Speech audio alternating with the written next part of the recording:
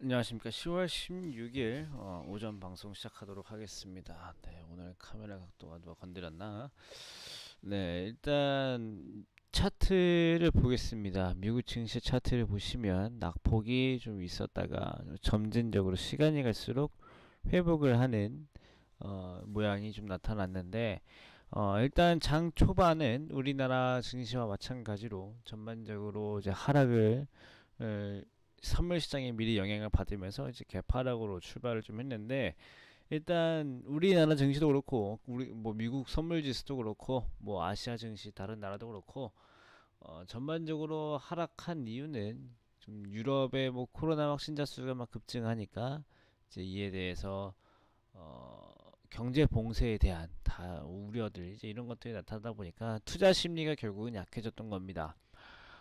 그렇지만은 그 투자 심리가 약해진 상황에서 미국 행정부, 그러니까 스티브 머누신 재무장관이랑 그 다음에 트럼프 대통령, 이 두 사람과 그러니까 유럽의 22 르가르드 총재가 증시에 도움이 되는 발언들을 하면서 시장이 반등을 좀 하는데 성공을 좀 하였는데요.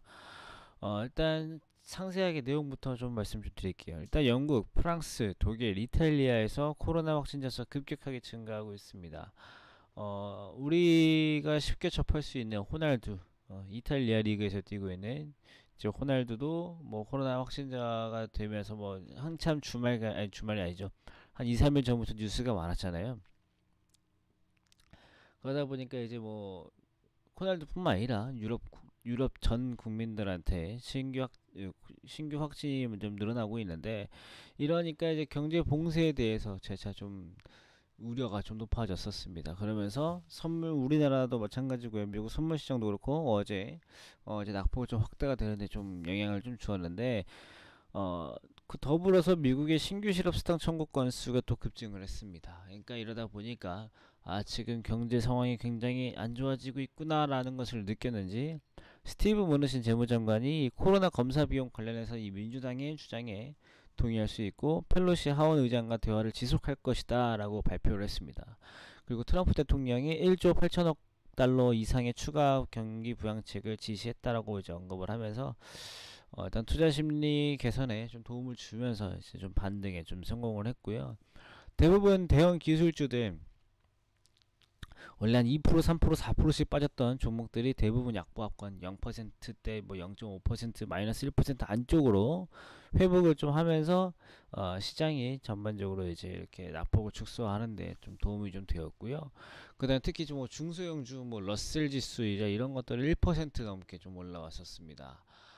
그 다음에 금값도 상당히 많이 회복을 해서 1900달러까지 다시 한번 이제 추가 경기 부양책 영향을 받고 올라왔고, 필라델피아 반도체 지수도 어, 뭐 마이너스 0.2 정도 이 정도로 원래는 한 2369까지 내려갔다가 2411, 그러니까 장중에 50포인트 정도를 회복을 하는데 성공을 좀 했습니다.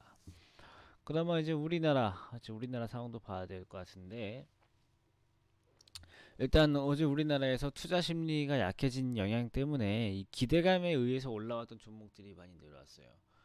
그런데 미국의 추가 경기 부양책이나 ECB 총재의 발언 등으로 투자 심리를 좀 회복하는데 이번에는 좀 도움이 좀 되지 않을까 좀 생각이 좀 들고요.